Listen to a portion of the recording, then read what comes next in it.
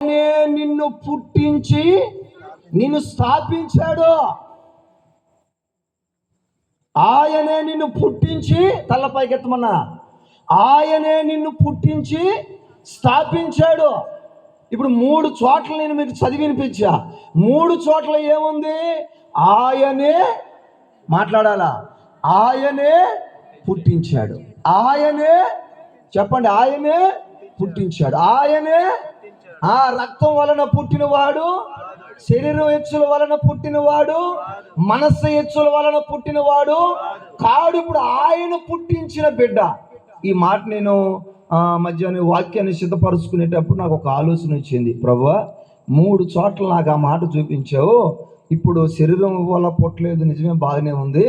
ఇప్పుడు నువ్వు పుట్టించావు, నువ్వు ఎందుకు పుట్టించినట్టు వాడిని అని నేనంటే ఆయన నాకు ఒక 4-3 మాటలు చూపించాడు బైబిల్ గ్రంథంలో.